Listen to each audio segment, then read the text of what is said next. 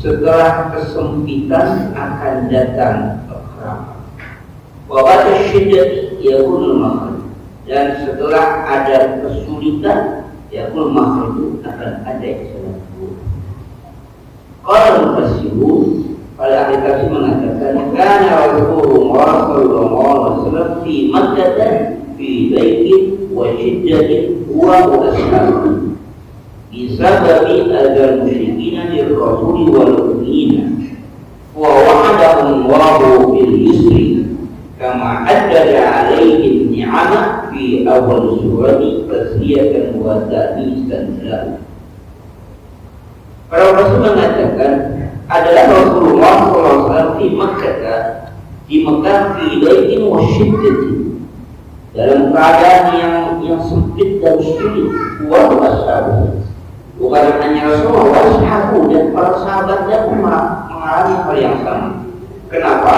Bisa bagi ada musyrikina, dengan sebab orang-orang musyrik itu menyakiti Rasulullah wal mu'minin dan orang-orang yang beriman.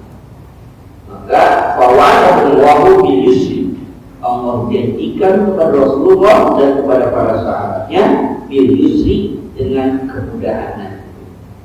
Kama addada alaihimnya, sebagaimana telah menyebutkan beberapa nikmat-nikmat di awal surah. Pada awal surah ini disebutkan beberapa nikmat yang telah kita bacakan sebelumnya. Itu adalah nasrah, adalah surah, wabanan, jawisrah, dan jadi al-muqaddah, rabbana, lagi itu disebutkan apa? Untuk apa itu? Tasniyatan wa ta'nisan, dan untuk menghibur dan memotivasi Rasulullah SAW supaya dalam menjalankan dakwah di kota Makkah jangan berputus asa.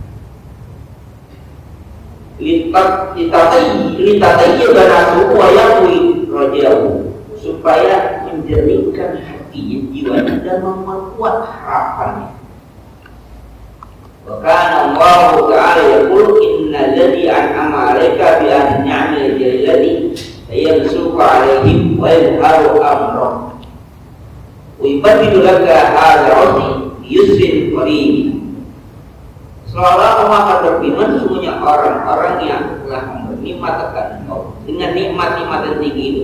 Ya. Sesungguhnya yang telah memberi nikmat kepada engkau dengan nikmat-nikmat yang tinggi ini, saya suka alaihim, ia juga akan menolong kamu terhadap orang muslim. Dua juga dan juga akan memenangkan urusan kamu, yubadilu laka hadza, dan akan menggantikan kesulitan ini dengan kemudahan di yusrin qaribin, dengan kemudahan yang. Ingat, ayat ini turun di kota Makkiyah. Panjang sejarah yang kita baca. Selama di kota Mekah, Rasulullah SAW menghadapi intimidasi, tekanan, bahkan percobaan pembunuhan para Rasulullah. Ketiga para sahabat. Sampai akhirnya hijrah ke kota Madinah.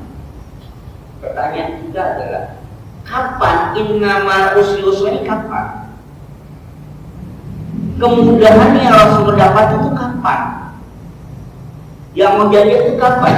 Ketika sampai di kota Mekah, di kota Madinah, tidak senang-senang seperti itu. Baru membina satu wilayah yang disebut dengan Madinah, dulunya Yasrib. Pada tahun kedua Hijriah, mulailah awal pertempuran antara orang Ansar atau orang penduduk Madinah dengan orang-orang yang disebut dengan perang Badar. Tahun 2 Hijriah terjadi perang. Pada tahun berikutnya karena kekalahan orang kafir balas dendam. 3 Hijriah terjadilah perang Uhud. Karena kutip kekalahan umat Islam. Jadi perang Badar pada tahun 4 Hijriah. Tahun demi tahun perang terus. Pertanyaannya, kapan musuhnya itu? Kan Allah janjikan kan, innamal usri yusra, ini di kota Madinah. Sudah hijrah ke Madinah, sebelumnya di kota Mekah mengalami kesulitan, lalu enaknya di mana? Jadi janji Allah kepada kita kapan? Di mana masa itu enak? Padahal pada perjanjian Hudaybiyah saja pada tahun 8 Hijriah. Tahun 8 Hijriah perjanjian Hudaybiyah tersebut, maka tahun 9 Hijriah.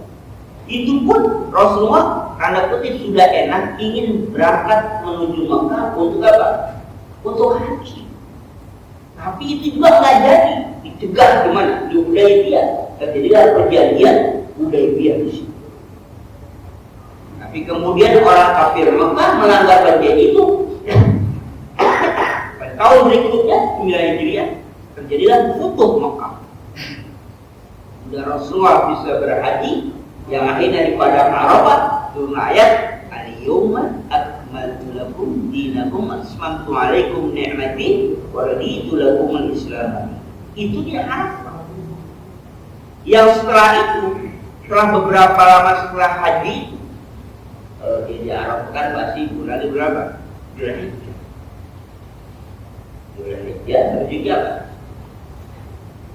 Di Hijriah. Di bulan Hijriah.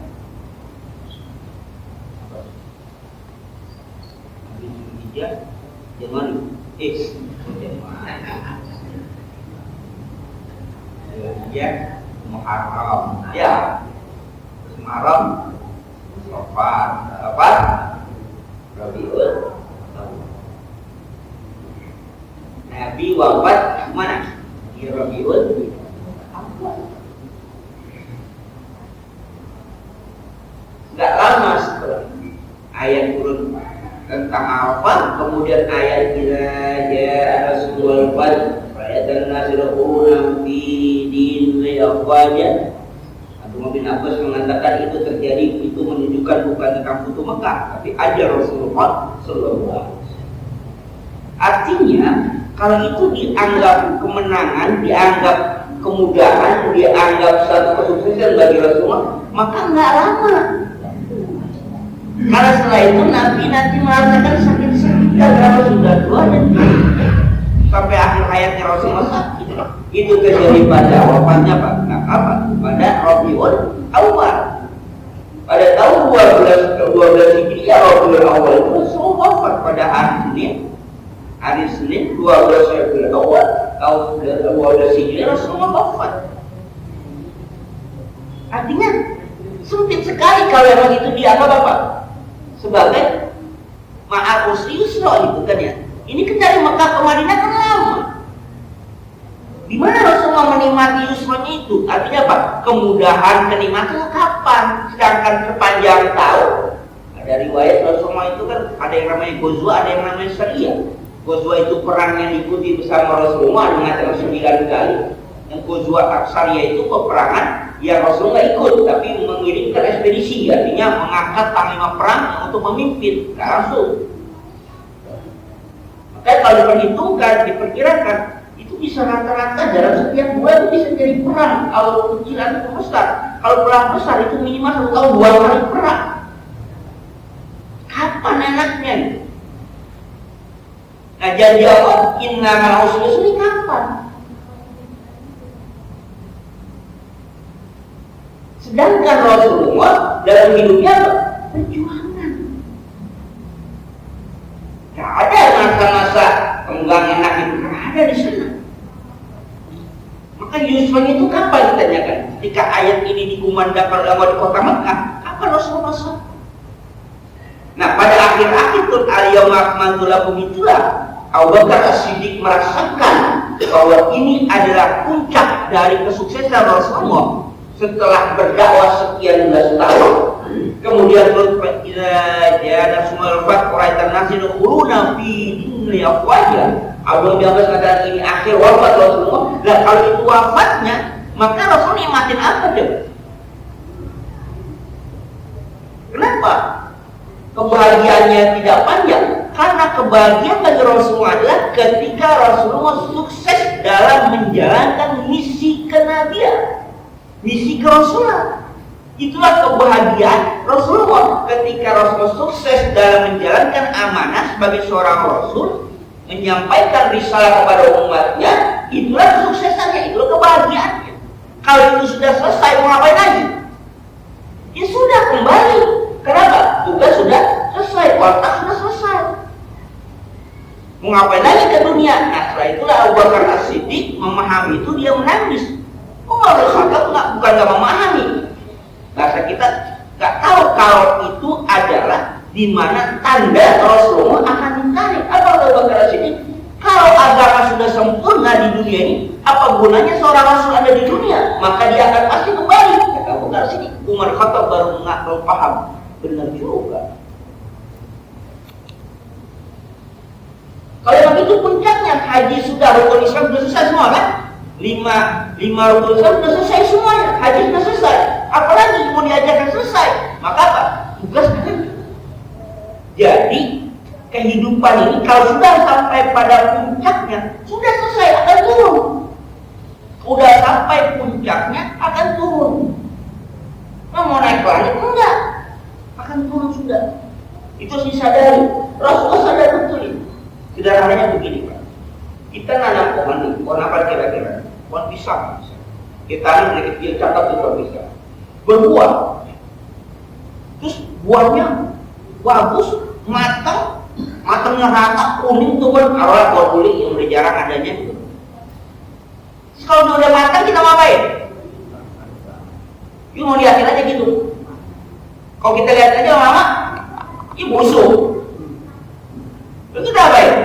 Ya kita tebang, kita petik, kita makan. Habis kan nggak ada apa-apanya kan? Emang kita dia cakep banget bisa liatin aja yuk. Ya kan ini nikmatin, bukan ngeliatin. Kayak orang bikin kue, cakep banget tuh kue apa tuh kalau orang tahu tuh? Ya apa namanya? Ulang tahun udah gambarnya cakep gitu, gambar segala macam warna-warni. Terus udah apa ya? Ini potong, maju liatin aja, liatin gitu kan. Ya basi. Kita cakep banget ya pun dia buya pun apa kayak gitu. Buahnya menor cakep-cakep banget. Cuman melihatnya. Terus mau dilihatin aja. Nah, sudah sampai puncaknya jangan dia. Jadi penting. Itulah kehidupan ketika sampai pada masanya, pada titik tujuannya dia akan, ya sudah selesai. Kalau sudah sampai titik pada penggunaannya atau fungsinya di dunia seorang rasul, ya sudah selesai, diangkat, dibalikan lagi. Manusia juga sama. Jadi bagi Rasulullah kemudahan itu, kebahagiaan itu adalah ketika Rasulullah berhasil dalam menunaikan misinya sebagai seorang rasul. Kebahagiaan kita apa? Punya harta yang banyak. Memang kalau orang punya harta banyak bahagia? Tanya kamu orang kaya, jangan tanya sama saya. Orang kaya misalnya, hidup bahagia enggak? Oh, yang bahagia pejabat tinggi. Tanya sama pejabat sana. Apakah mereka bahagia? Kebahagiaan kita sebagai manusia adalah ketika kita sukses selesai menjalankan kewajiban kita di dunia. Sebagai apa? Wa ma khalaqul jinna wal insa illa. Nah, ketika kita sampai pada titik sebagai orang yang beribadah pada Allah, itulah kesuksesan dalam hidup kita. Kenapa? Sampai pada tujuan hidup. Apa? Liyak buduk.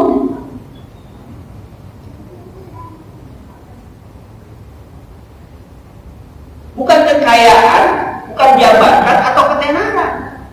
Karena itu semua sampingan dan itu semua fana, semua akan selesai. Tapi ketika wa ma khalaqul jinna wal insa illa liya'budun, disitulah kesuksesan kita, disitulah kebahagiaan kita ketika kita sudah menjadi amin pada Allah Subhanahu wa ta'ala. Maka kalau ditanya di sini, katanya Allah memberikan kemudahan pada Rasulullah. Setelah ada kesulitan, di mana kesulitannya? Di kota Makkah. Apakah di Madinah Rasul mengalami kebahagiaan? Dalam kutip, di Madinah pun sangat sulit. Cuman tantangannya berbeda. Ketika di Mekah, tantangannya lawannya jelas. Siapa lawannya? Orang kafir. Di Madinah, tantangannya lawannya nggak jelas. Terselubung. Siapa? Munafik. Lebih berat. Kalau orang kafir gampang, kelihatan, melawan. Yang susah munafik. Maka Nabi malah munafik susah. Oleh karena itu pada perang Uhud, kenapa perang Uhud kalah kalau begitu? Karena di situ orang munafik mulai berulang. 300 pasukan diprovokasi pulang lagi ke kota Madinah. 300 pasukan yang namanya dalam peperangan strategi itu diatur. Ya kan di sini. Nah, satu ini kosong, kan goyang ini semua ibarat rantai. Ya kan? Kalau satu putus, ya repot. 300 ini cuma Ubay bin Salul yang menjadi dempat munafik memprovokasi orang-orang iman yang masih lemah. Kenapa? Orang Mekah mempersiapkan pasukan tempur yang sangat lengkap dengan tentara bayaran, pasukan-pasukan yang sudah siap, kabilah-kabilah yang kuat. Kata mereka, kita nggak mungkin menang. Lebih baik berpihak saja kepada apa? Kepada Mekah. Itulah dikatakan orang munafik.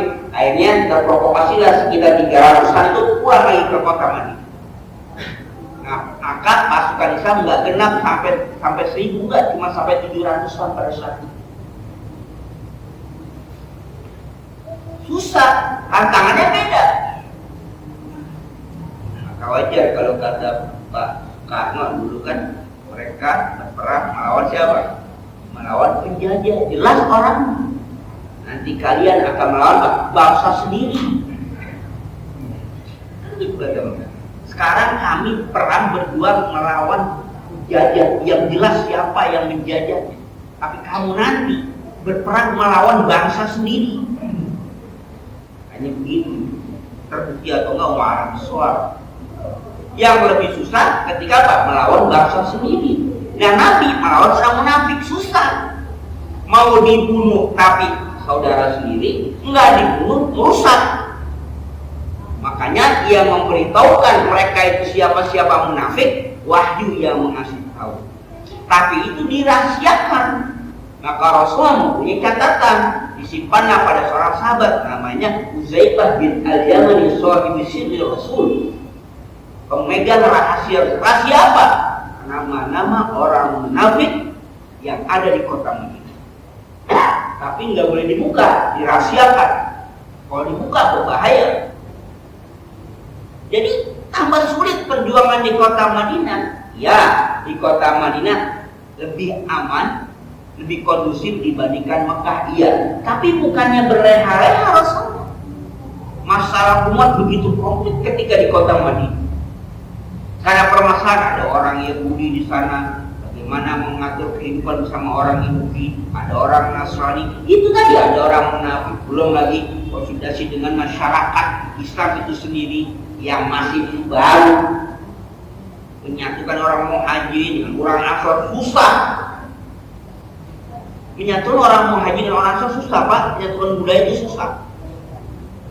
Maka ketika menyatukan budaya itu nggak bisa dengan hadis Nabi. Harus ayat Al-Quran yang sederhana saja. Itu yang namanya, mohon maaf, yang namanya konflik dan rumah tangga antara orang Ansor dan orang Muhajirin. Sampai ayat yang turun itu gara-gara, mohon maaf ya, gara-gara pengantin baru, istilahnya itu gara-gara tempat tidur. Orang Muhajirin di kota Mekah biasa mereka, mohon maaf, biasa mereka menggaulisinya posisinya dari belakang. Orang Madinah nggak biasa. Ketika orang Ansor nikah dengan orang Madinah, perempuannya orang Ansor perempuannya, orang Muhajirin orang lakinya, maka dipraktekkan hubungan seksual seperti di Mekah. Orang Muhajirin, orang Ansor nggak terima, protes pada kamu. Rasulullah nggak bisa menjelaskan apa, karena Rasulullah juga orang apa? Orang Muhajirin, orang Mekah. Kalau nanti Rasulullah membela orang Mekah, pasti kata orang Muhajirin, orang apa? Pantaslah dia membela apa? Bangsanya kaum. Susah. Kemudian wahyu yang Isa'ukum harsun lakum wa'tu harsakum anna syi'tum. Isa'ukum harsun lakum, istri kami itu ladang kamu. Waktu harsakum anna syi'tum, datangi ladang kamu itu bagaimana saja cara yang kamu mau, terserah. Jongkok, membunggi, akan depan, terserah. Al-Quran, kata saya. Karena orang Madinah nggak biasa. Orang Mekah biasa. Ketika ketemu nih dua budaya berantem.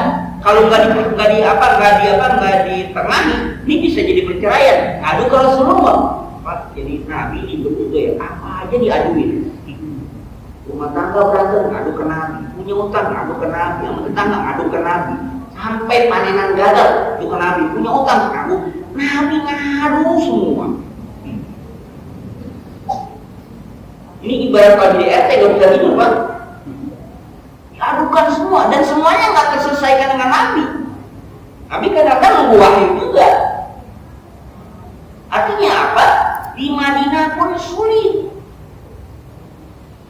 Nah, oleh karena itu ini mempelajari bagi kita bahwa janji Allah ketika innamal usri yusra, nanti ada kesulitan akan ada kemudahan. Jangan kita menjadi orang yang menuntut pada Allah, kan udah dibilang. Kalau ada kesulitan pasti ada kemudahan. Pertanyaan mudahnya itu kapan, bagaimana caranya? Allah nggak beritahu. Ini kan kadang-kadang anak-anak sekarang orangnya kan maunya instan. Ya kan, ngelihat bapaknya kaya, kan pengen nanggapin doang kan, nadang doang. Dia nggak tahu bapaknya itu sebelum jadi orang kaya jadi orang susah dulu. Dia nggak pikir prosesnya itu bagaimana. Maunya apa? Kaya aja, kaya bapaknya, punya duit banyak, punya kendaraan, punya rumah. Dia nggak tahu dulunya bapaknya orang susah, boleh ngontrak dia. Kan anak kita kan gitu. Akhirnya yang penting kaya, bodoh dah ngepet-ngepet sekalian. Penting apa? Kaya. Kan begitu. Lihat orang pinter banget orang. Pengen kaya macam itu. Dia nggak tahu sebelum pinter, bodoh dulu dia, belajar dia. Tapi anak sekarang kan pinternya doang. Akhirnya apa? Pinter dia punya gelar banyak, Wah, gue pengen mau kayak gitu. Tapi nggak tahu prosesnya. Apa yang terjadi? Nyontek dan nggak apa-apa. Atau beli jasa sekalian. Karena nggak menjalani proses. Nah, Rasul ketika dijanjikan innamal usri yusra itu, ini masih periode Mekah. Tapi Nabi nggak pernah nanya kapan yusronya itu, nggak pernah nanya. Di Madinah pun nggak nanya. Jadi ini motivasi kepada Rasul, teruslah berjuang, insya Allah akan bantu, begitu aja. Tapi bagaimana bentuk bantuannya, bagaimana kemudahannya, nggak ada. Rasulullah pernah jumpain Abu Jahal, Utbah bin Mu'aid dan teman-temannya sebanyak 7 orang disumpahin di mana? Di Mekah. Awal-awal diangkat kenabian. Awal diangkat kenabian, Nabi waktu itu menyumpahin Abu Jahal. Kenapa? Karena saking keselnya, Nabi lagi sholat di depan Ka'bah dilemparin dengan sejajar, artinya isi perut bangkai otak. Dilemparin ke Ka'bah. Siti Fatimah nangis. Ali bin Abi Thalib pun membantu. Kata Siti Fatimah, kata Rasulullah, jangan kau menangis wahai anak. Lihat orang-orang itu. Allahumma alaika bi Abi Jahal, sebutin satu-satu. Ada 7 orang. Di mana kejadiannya? Di Mekah. Tapi Abu Jahal tewasnya di mana? Di perang Badar. Kapan itu? 2 Hijriah. Artinya kemungkinan kalau itu awal-awal Islam, berarti setelah 12 tahun kemudian berapa? Baru terijabah doa Nabi. Doanya di depan Ka'bah terjadi pada waktu Nabi di Mekah. Abu Jahal tewasnya di perang Badar di Madinah setelah 12 tahun kemudian. Nabi yang berdoa di depan Ka'bah, Nabi doanya mustajabah, di depan Ka'bah doanya terijabah, isinya hanya berijabah, tapi baru 12 tahun kemudian. Jadi kalau baru sholat duha kemarin baru 2 rakaat doang, jangan gabung-gabung gua ngaji di orang kaya, baru kemarin sholat duha. Makanya sholat duha biar lebih kaya. Nabi 12 tahun kemudian baru ijabah, ini baru 2 rakaat kemarin itu baru mulai. Udah nagih. Ya Allah katanya kalau sholat duha jadi kaya. Baru sholat duha kemarin gak kaya-kaya. Ya baru kemarin. Imam Ghazali jadi seorang waliullah itu selama 40 tahun gak melakukan perbuatan dosa. Kalau dalam kitab Al-Muqtid min Al-Imam Syafi'i Maghrib itu kan karena Syadari itu sebutkan waliullah itu bukan setahun 2 tahun, mereka itu sampai puncak kewalian itu puluhan tahun. Ada yang berkholwat di gunung, nggak pernah makan makanan kecuali dia makan yang ada di sekitarnya, daun-daunan doang, daun dengan air yang ada di gunung. Itu 40 tahun, 50 tahun barulah menjadi puncak sebagai seorang wali. Ini ngaji minggu sekali, itu juga kadang-kadang datang, kadang-kadang kagak. Gua ngaji mulu, pinter katanya ustaz kagak. Ngaji baru kemarin. Sedangkan gurunya udah seumur hidup lagi. Ya, artinya apa? Sesuatu melalui proses. Jangan kita instan jadinya. Proses. Nabi juga yang namanya dijanjikan kemudahan itu nggak tiba-tiba oh iya langsung enggak. Susah. Maka kemudian untuk meyakinkan lagi wadzalika amarahu mubarakatan faqala inna ma'al usri yusra.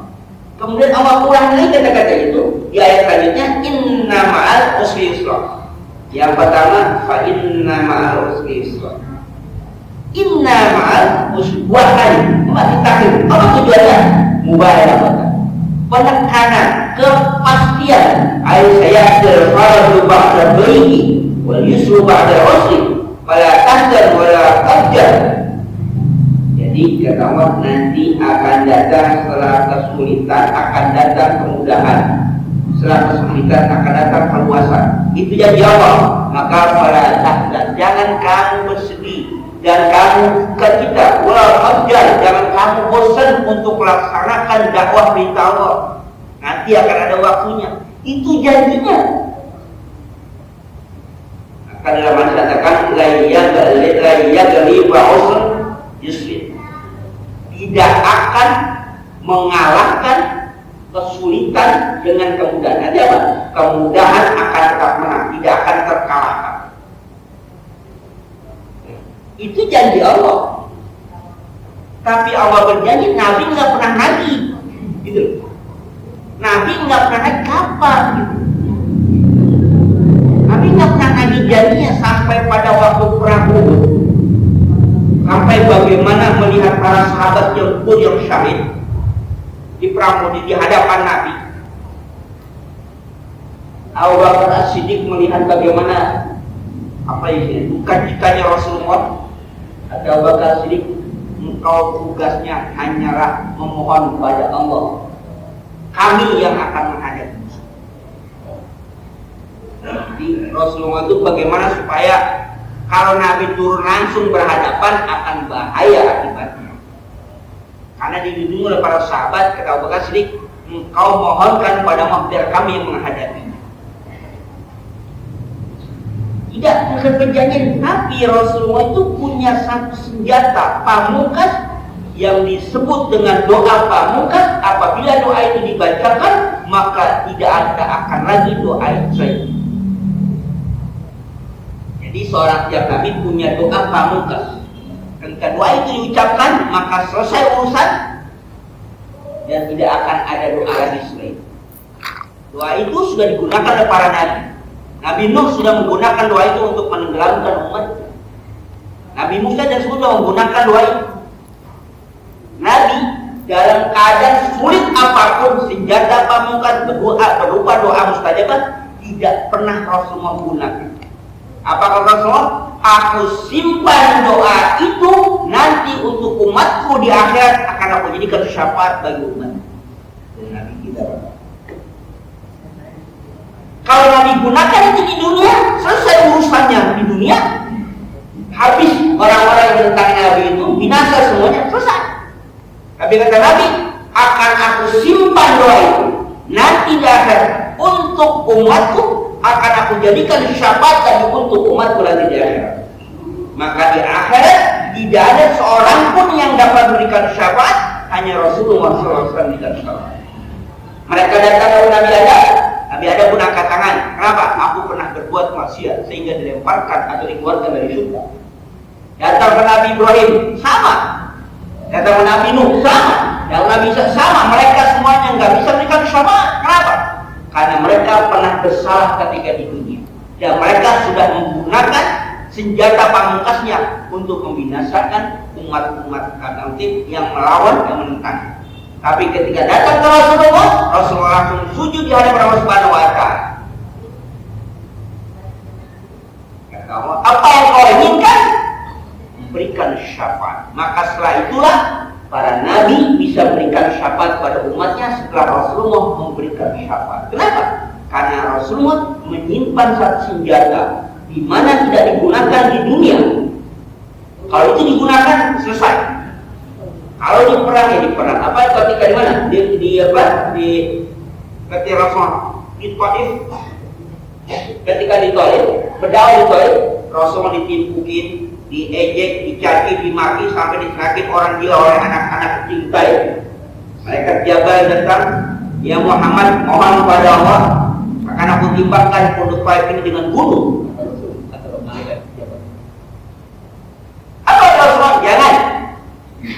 Aku mengharap nanti dari sulbi-sulbi mereka akan keluar, akan dilahirkan orang-orang yang beriman kepada. Itu harapan buat Rasulullah. Enggak sah. Kalau itu digunakan, selesai itu. Taif hancur, ditiba dengan gunung. Tapi Rasul nggak punya lagi senjata. Itu Rasul kita. Artinya di sini bagaimana tingkat kesabaran yang dijanjikan oleh Allah pada Rasulullah. Rasul nggak pernah nuntut, ya Allah mana jadi. Maka pada ayat selanjutnya bahkan Allah hanya apa? Dia kata bukan lagi menghibur, tapi jelas menegaskan. Fa idza waradaka fansab ay fa idza waradta ya Muhammad min da'watil khalqi fajtahid fi ibadatil khalq. Fa idza waradaka fansab ay fa idza waradta ya Muhammad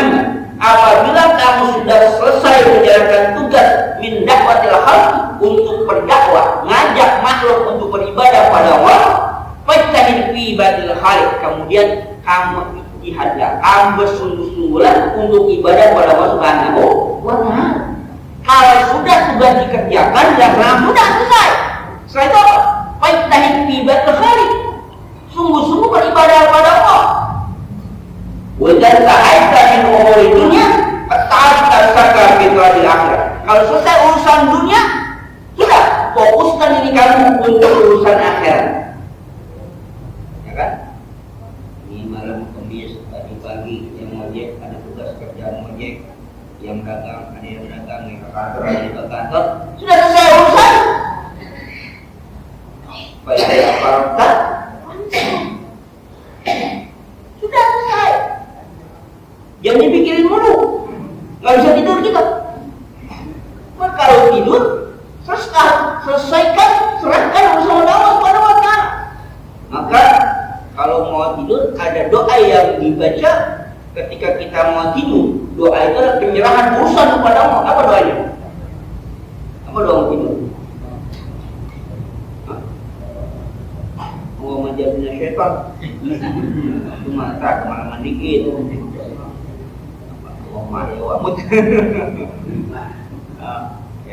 Doa ini dihafal oleh Salman Al-Farisi, riwayatkan kan? Sulaiman bin Al-Yamani. Allahumma aslamtu nafsi ilaika wajjahtu ilaika wa fawwadtu amri ilaika walja'tu dhamri ilaika rabbatan wa rahmatan ilaika la malja'a wa la manja minka illa ilaika. Allahumma amantu bi kitabika anzalta wa nabiyyika alladhi arsalta. Hanya muat. Dapat Pak? Tidak punya ngomong ayam rambut lah gitu ya. Apa? Wa fawwadtu amri ilaika. Aku serahkan urusan kepada Engkau ya Allah. Ya namanya orang tidur kan masih mikirin aja nggak bisa. Maka apa? Wa fawwadtu amri ilaika. Aku serahkan urusan Engkau kepada Engkau ya Allah. Allahumma aslamtu nafsi ilaika. Aku serahkan jiwaku kepada Engkau ya Allah. Wajah ilaika. Aku hadapkan wajah kepada Engkau ya Allah. Fawwadtu amri ilaika. Dan aku serahkan urusan aku pada Engkau ya Allah. Sudah selesai. Tidur kita. Oh, udah begitu. Pak, yang namanya itu nikmat kan. Syukurilah kita bisa tidur. Saya punya baca itu kalau mau tidur minum obat dulu. Nggak bisa tidur kalau minum obat. Kalau mau tidur minum obat ada kapsul. Aku dia kasih ini saya. Jadi itu mahal harganya. Kalau nggak minum itu nggak bisa tidur. Kalau mau tidur minum obat dulu. Udah persilakan segala macam. Pokoknya nggak bisa tidur kalau nggak minum obat. Akhirnya apa? Itu ada tuh. Jadi itu nggak boleh sembarangan dan nggak boleh resep itu nggak boleh sembarangan belinya. Itu ada aturan khusus. Jadi kalau udah itu baru tenang. Kalau nggak bisa itu Pak nggak bisa tidur. Dan masuk tubuh tidur. Jadi kita tuh bersyukur bisa tidur. Ada orang kaya nggak bisa tidur. Kita orang susah tidur dulu. Lagi ada tidur. Ya bersyukurlah. Ya. Kenapa? Kalau kita ngajak udah miskin nggak bisa tidur beli obat, boro-boro beli obat, kan gampang kita mah. Kalau orang kita nggak gampang, mau beli apa? Buka Al-Quran, baca. Belum satu hari udah tidur Pak. Ya kan? Oh gitu. Kalau nggak bisa tidur, buka Al-Quran, baca itu. Insya Allah nggak habis satu halaman udah ngantuk. Udah bawaannya gitu ngantuk kan? Atau kalau mau cepat tidur apa? Dengerin khutbah Pak. Ya, dengerin khutbah cepat tidur. Karena kan kita masih ingat ibadah ini. 2, 3 tidur semua. Ya bersyukur gitu ya, bisa tidur. Ya, maka orang katakan kalau selesai dunia selesai udah.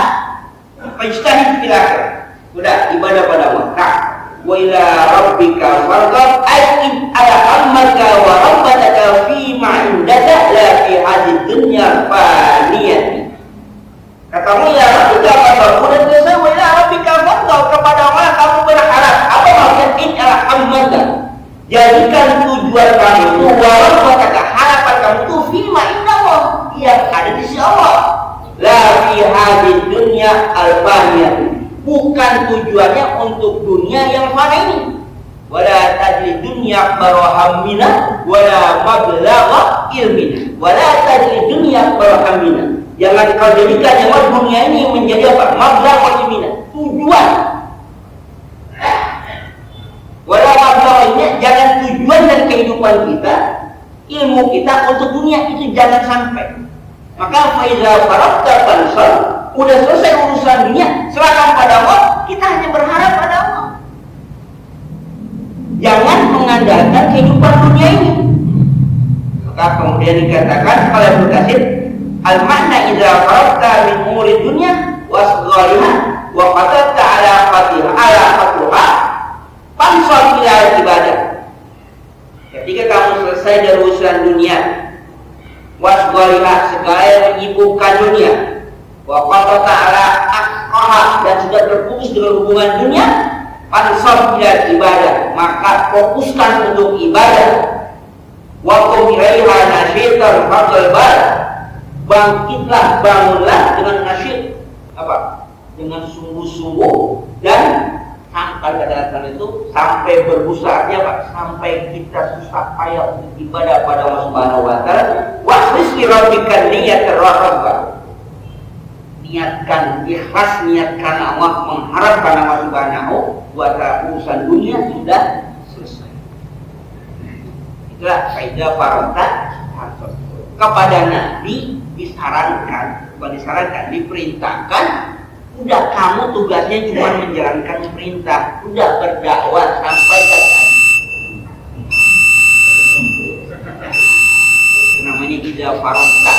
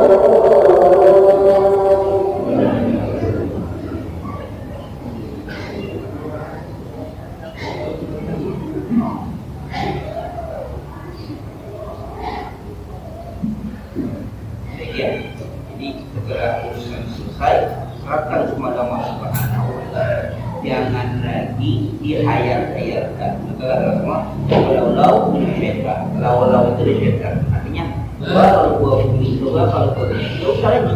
Setelah selesai urusan, pada faroktan, fansab wa ila abdika farqab. Sudah selesai pada Allah Subhanahu wa Ta'ala. Hasilnya kita akan ya. Selesai semua Allah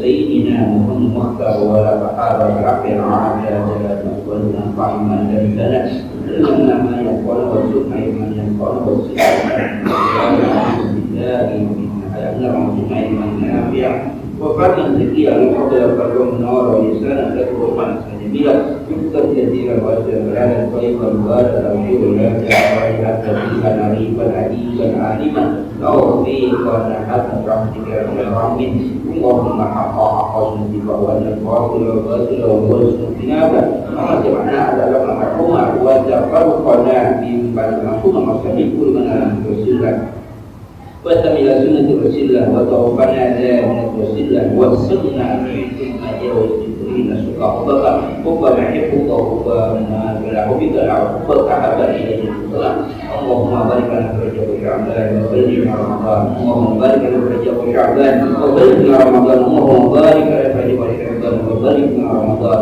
ربنا آتنا في الدنيا حسنة وفي الآخرة حسنة وقنا وصلى الله على سنة النبي وعلى آله وصحبه وسلم وجزاهم الله خيرا والحمد لله رب العالمين.